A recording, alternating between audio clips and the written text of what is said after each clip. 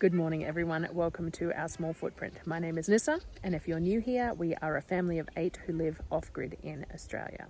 Today is Sunday morning, and on the weekend I tend to do a bit of a chat and update and tour type video. The gardens still haven't taken off yet this morning, but I shared it this year. Weather, bugs, time, lots of different things. So we have some stuff going which I will share. Seedling still working on and things like that, but yeah, so just a bit of an update video. I'll start out with chickens. So I've got a little clip here of the most recent lot of baby chickens that have hatched. We put them into the brooder with the heat at the moment. The ducklings are not real happy with their new house guests, but they are coping. The bigger chickens we're hoping to move out into the pens today, so then these ones can upgrade to the slightly bigger brooder. I also have a duck egg still hatching in the incubator at the moment. There's two, one that's a little bit further along than the other one, so hopefully we'll get some ducklings out of that.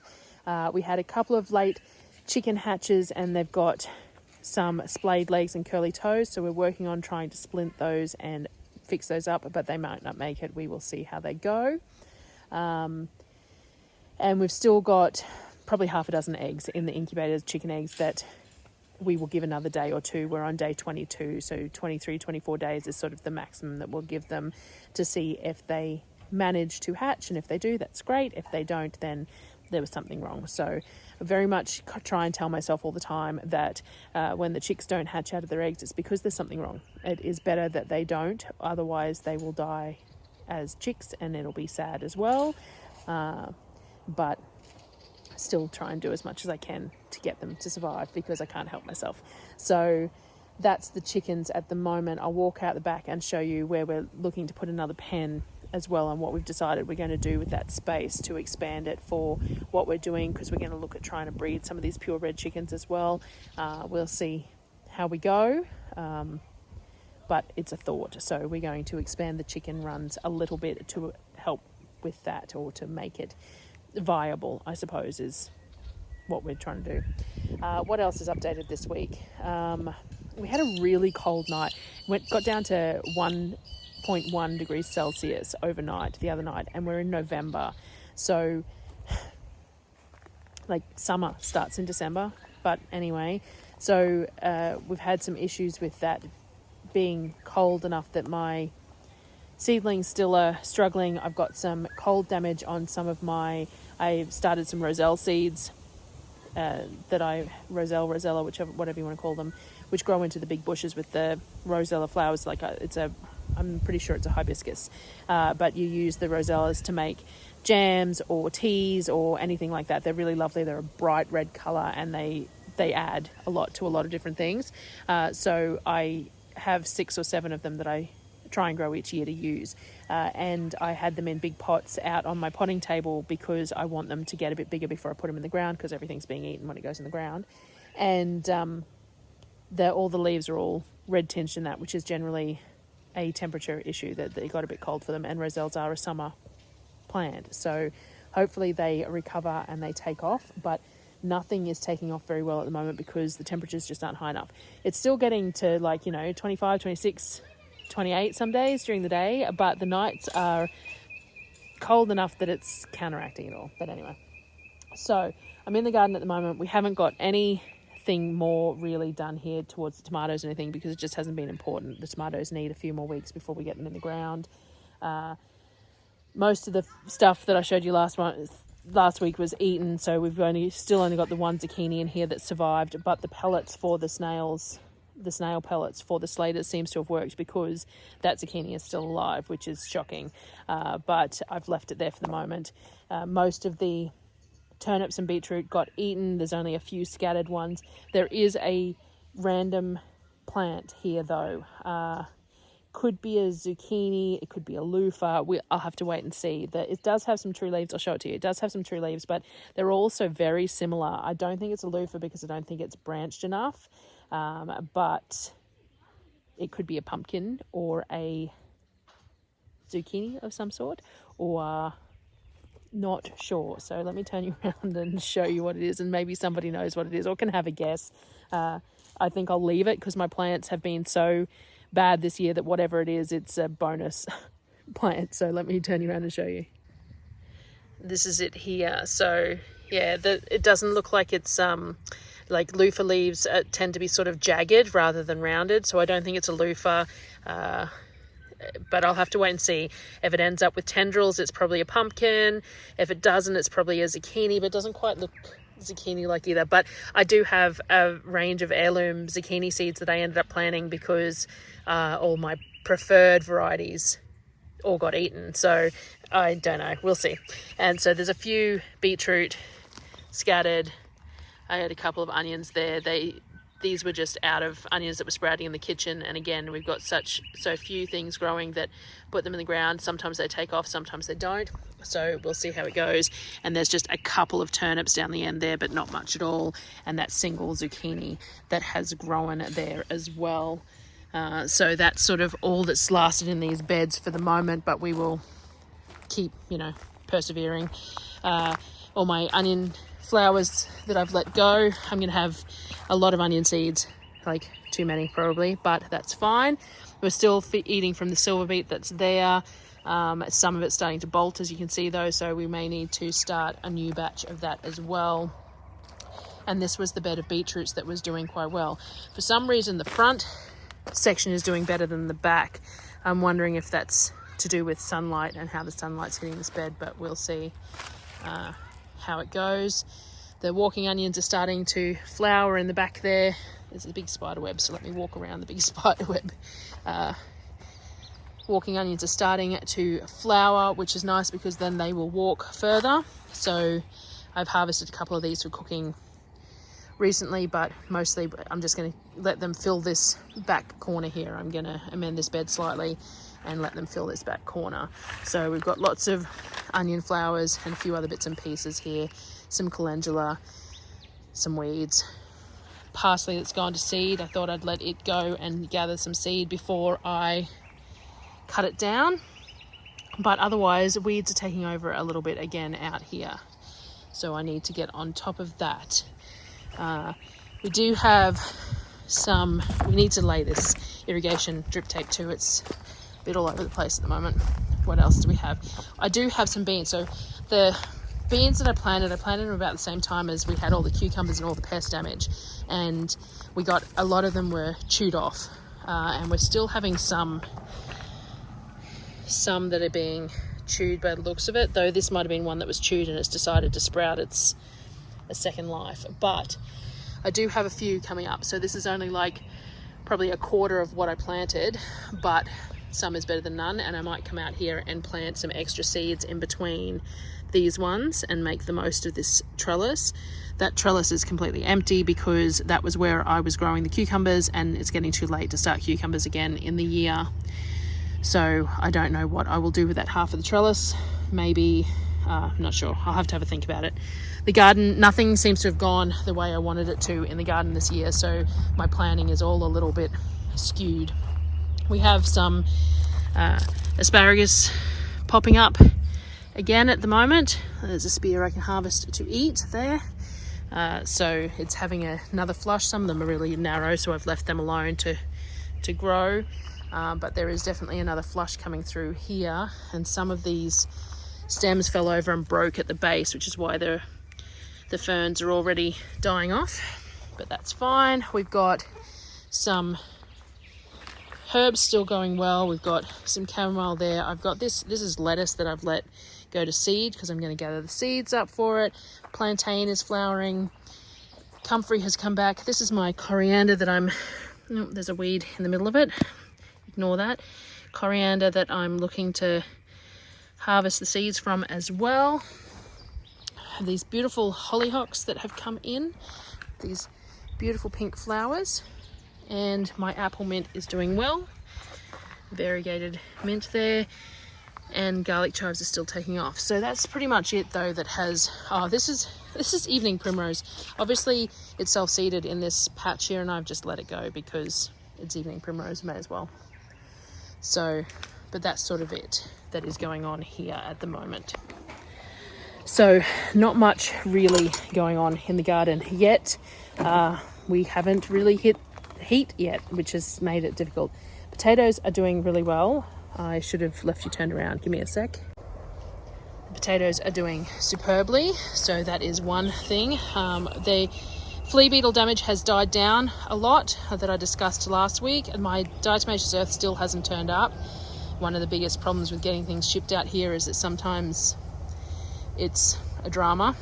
So apparently they won't send to PO boxes, and I don't know. Anyway, hopefully it'll turn up soon, and I will sprinkle all these potato plants. But obviously the flea beetles, there's enough foliage that the flea beetles aren't defoliating enough to damage the plants, though I haven't checked any tubers or anything like that yet because I haven't wanted to disturb too much. But the potatoes are doing well otherwise, so at least we'll have that. And apparently there's a shortage of potatoes at the moment, so that's a good thing to have. The third bed still has some spare spots. That's the one that I put some supermarket potatoes and stuff in there, so we will see whether that picks up. But the straw is a little thick in some places, so there is plant underneath. It just hasn't pushed through, so I've been going through and sort of pulling the straw away from the new plants where I can. Mr. Kookaburra coming to say hello. He just flew up onto that post while I was standing here. Obviously was looking for something and couldn't find it. He's going back up in this tree. Let me see if I can... Up in the tree there.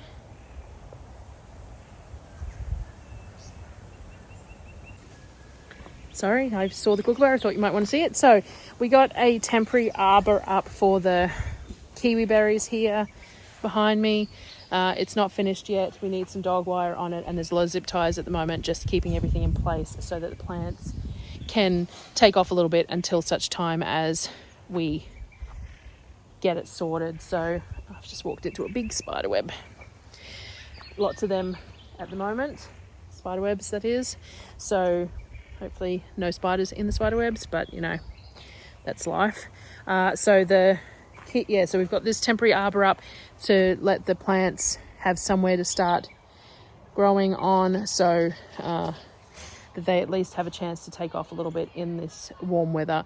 So we will see how that goes, but we're going to put some dog wire in between these posts as well to for it, so it can climb all the way across the whole space. So that's still a work in progress. We have brought all the cardboard out into the garden to do the paths with, but we haven't got it on the paths yet because this frame here will have a bed either side that I can grow something over. I haven't really decided what yet. My planning for the garden has been a little skewed because I had all these plans and then everything went to crap, and so I haven't managed to adjust my plans or expectations yet, which is always a challenge. I planted a whole bunch of sunflower seeds along this bed here. So this bed is where we had the loofahs last year, but I didn't want to grow the loofahs here again because they ended up climbing up over the solar panels, and I don't want that to happen. So I thought sunflowers would be good. They'd only get to about the height of the panels. They get full sun for sort of 75% of the day. So it's in shade at the moment, of course, while I'm out here showing you, but they do get full sun most of the time. But I planted them when we were still having all the Slater issues before I had the pellets, and I've got like 3 that have come up. So I've now put the pellets down. I've got to come back out with more sunflower seeds and try planting some more and see how that goes, because they didn't take off. They were all getting eaten before they could take off before. So there is that. What else? There's not a lot of updates. Everything's sort of struggling a bit at the moment. So the strawberry bed still looks really good, but there's a lot getting eaten. There's a lot more being wasted than being edible, unfortunately. The raspberries are really taken off this year, which is great because it's been like 2 years now that I've tried to do raspberries and nothing has happened. So I'm happy about that. Seedling wise, I'm over at my potting table now. I come out here every morning to find more and more has been consumed overnight or in the morning by everything else. It is becoming very, very frustrating to come out and discover that all my plants are non-existent anymore. I am getting very frustrated with trying to figure out, I don't know, what to do about it. So I have some of these covers that I've been putting over a few things of a night time to come out and pull off in the morning, but the problem is that they're not injection molded ones, so they're really flimsy, they tend to break. So, and they're not the right size for most of my plants trays, so it will only do as much as it'll do. But I'm trying to protect some of the plants. But I come out and find like zucchini and pumpkin plants just destroyed, birds, bugs, I don't know. And I've been coming out and finding a whole bunch of tomato plants chewed off at the stalk, which is slightly unusual. Things don't generally go for tomato seedlings, so I'm not sure what it is that's eating them, but it's, yeah, so frustrating. Let me turn you around. So here's the rosellas, and you can see that they've all got that red, which is generally speaking temperature damage, so we'll see if they perk back up. Elderberry's still going strong, but they badly need to go into the ground. We still have to figure that out. I started some new seeds of some, it's the wrong side of the labels, it's on the other side, some Brad's Atomic Grape tomatoes and things like that, some new things to add. And we do have some tomato plants that are doing quite well, but we've got a lot that are being eaten before, this one over here. A lot that are being eaten before they have a chance to take off, and I just come out and find them gone of a morning. So and none of the pumpkins and zucchinis and stuff are doing well, so I'm not real sure why, to be honest. Like all my, you know, these were watermelon, and they're just carking it. So we've got some stuff that's doing out okay. We've got nasturtiums here. I had 3 of these red Panama passion fruits that I was growing that I started from seed, and I came out yesterday and 2 of them were destroyed down to nothing. So it's all just a bit hard at the moment. But see, like this, look at this little, let me grab this tray out. The camera work probably leaves a bit to be desired today, but this is what I'm coming out to. This, all the tops chewed off and nothing but a stem left.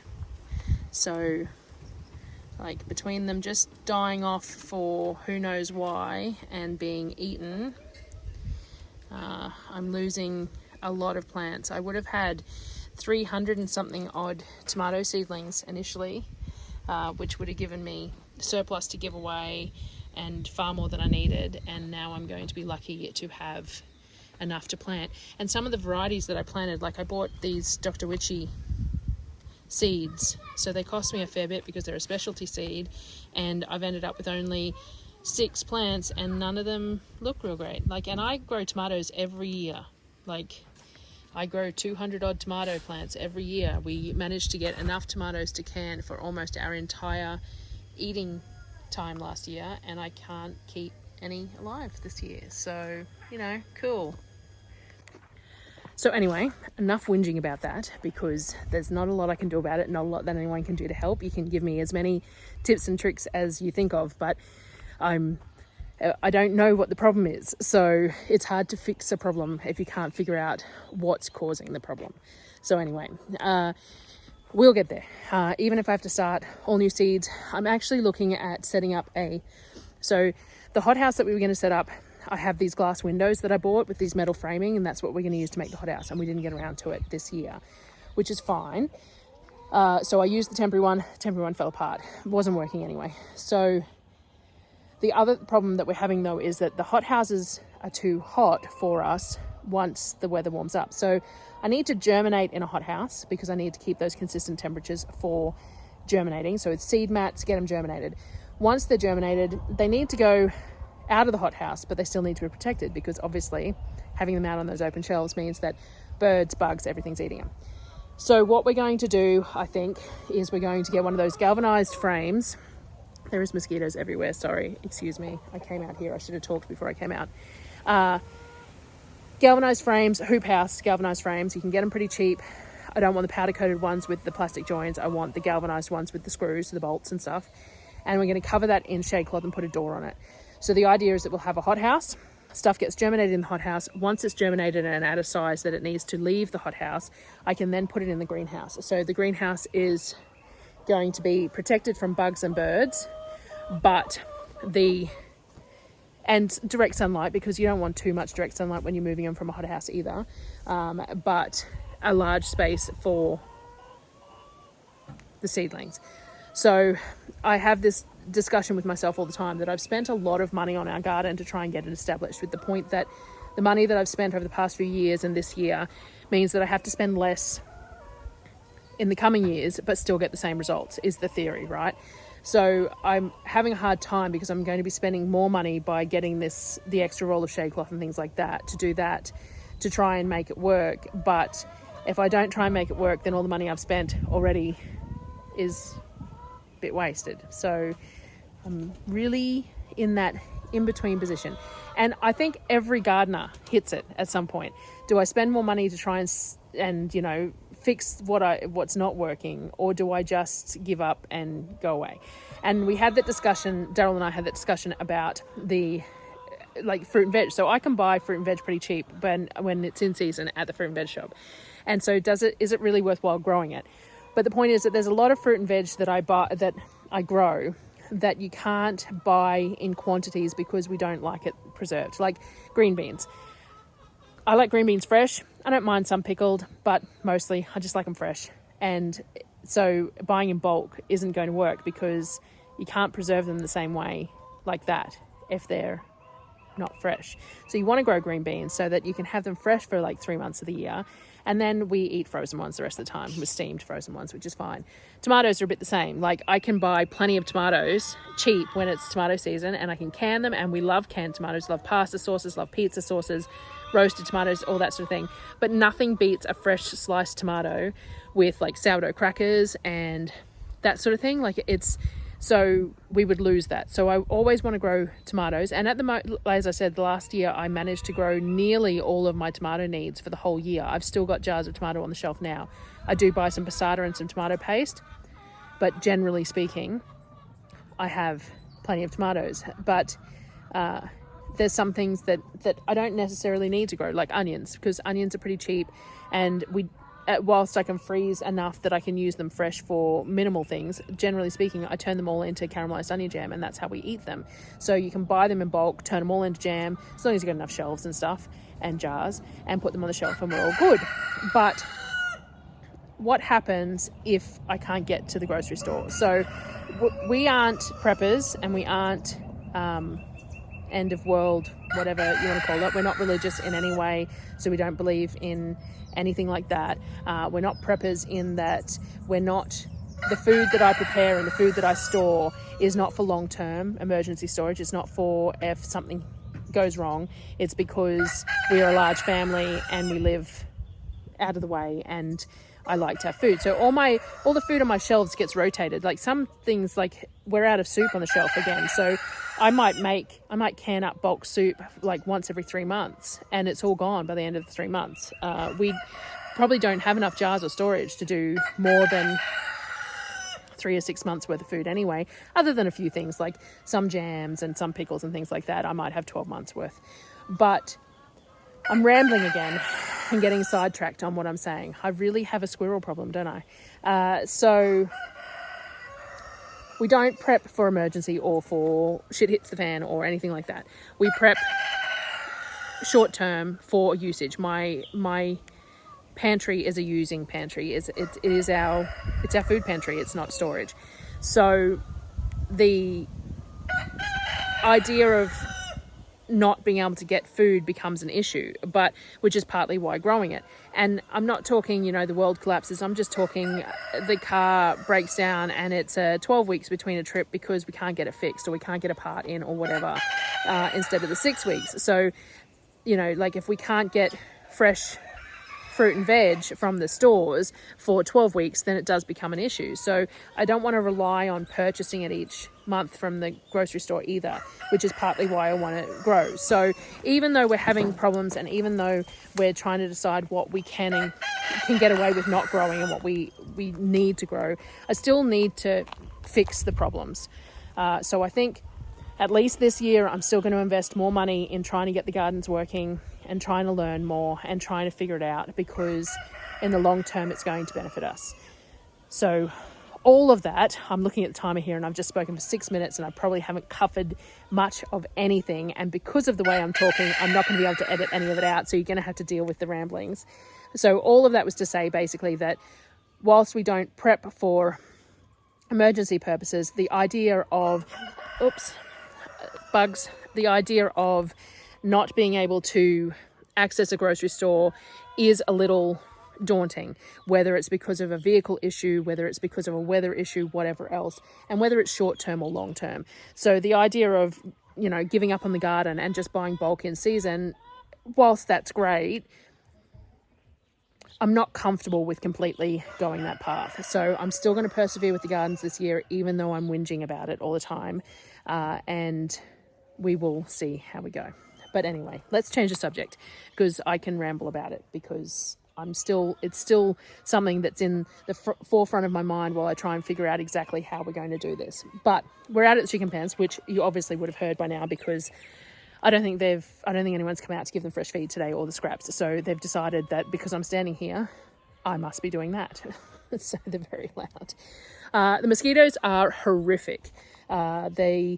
Especially out here, obviously there's standing water around and there's not much we can do about it. So we just spray, and I'm going to plant. So what I was going to, let me turn you around and show you what we're doing here. So this is the existing chicken pens. There's 3 pens in this strip here, right? That tarp is just to protect the nesting box, because it doesn't have a back on it at the moment, so it was to protect it from the rain. We need to put a back on the nesting boxes. Anyway, this is the 3 pens. This little shed here was what used to be the enclosed area in the old chicken pen that we're now using as our feed shed. So it has all the pig food, dog food, chicken food, all that stored in there in big buckets. And then what we're going to do is we're going to extend the chicken pens. So just beside this feed pen here, this one that we've got posts in, we are going to create one for the chicks that are now sort of 5 or 6 weeks old. We're going to bring them out to here.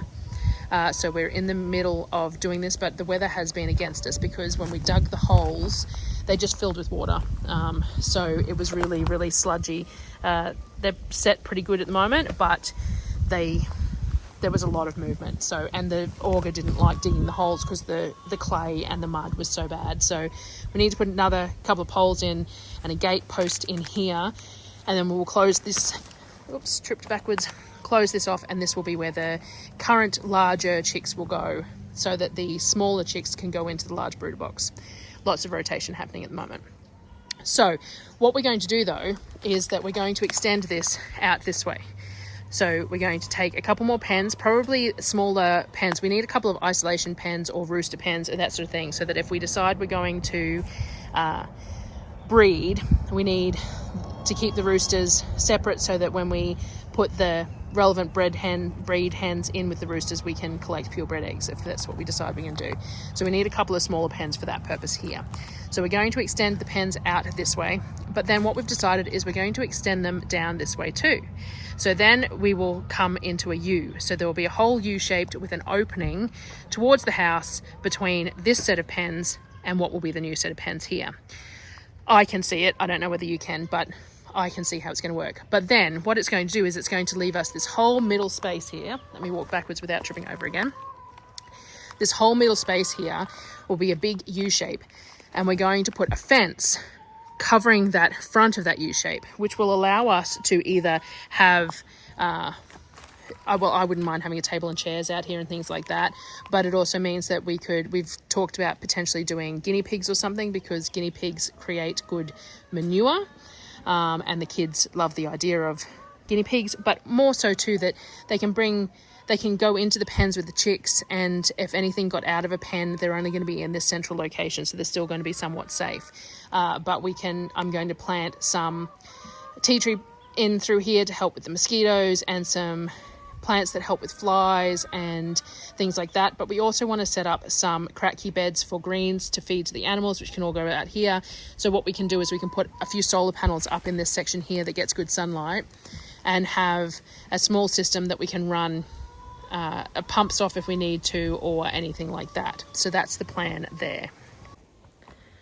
Now, like anything that we do, it's going to be long-winded progress because we use a lot of secondhand, repurposed, whatever we've got to make it work. We can't really go out and just buy the materials to make exactly what we want, so we make it work how we need to do it. But that's the plan. So that will be kind of nice to have the extra pens, and then have this central area that's also fenced off that protects the doors for the chickens as well, allows the kids to come out here and potentially go in and out of pens and play with animals.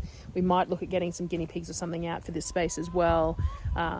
Looking forward to it eventually. But first up, we just need to get that pen done for the older chicks so that we can move them out here so that the newer chicks can go into the larger brooder. And that's what we're working on at the moment. So, otherwise, updates. Let me try and avoid some of these mosquitoes. And, look where I'm walking is probably a good option. But, when you're walking around with a camera in your hand, it makes it hard. This is why I don't do it in public. Imagine me walking around in public with a camera. I reckon I'd walk into a wall or something. I already can't see out of this side, so I already walk into doorways on this side all the time because I misjudge where the edge of the doorway is. So imagine me walking around with a camera blind on this side. That probably wouldn't be a good idea. So so it is Sunday. I leave for groceries on Wednesday. The hamper comes next weekend as well, which it's fallen on the same weekend as groceries, and that's just the way it's got to be. So I'll have grocery haul and hamper haul in the same weekend. We've only got 5-week gap between this shopping and the next. It's only been 5 weeks since the last one, and it'll only be 5 weeks to the next one because we wanted to line them up with Christmas. So we're stocking up on a few bits of pieces, but it might be a little bit smaller than normal. It just depends. We'll see. I haven't done my inventory yet, so I will do a video probably Tuesday with my inventory setup and stuff, my planner setup and that for the next trip, and talk you through it. But it'll also be a Q&A or FAQ video too, so make sure I'll put a community post up when I put this video out, and leave any questions there, and I will try and answer them if they're relevant. Obviously, I do pick and choose sometimes questions that are asked because I just can't answer them in a way that someone is going to want to hear them. But I am generally pretty open book and happy to answer just about anything. So feel free to do that. What else? I think that's sort of it. I don't know how long this is because I've stopped and started the video, but it's gone on long enough, I think. So thank you for joining me on this bit of a garden tour again. I really look forward to actually having a garden to show you. Actually having a garden full of plants. When my tomatoes and my zucchinis take off, normally it's just a lush green. I'll put a photo in here. A lush green, it's amazing. And I haven't got there at all this year, and it feels really out of reach. But anyway, we will get there.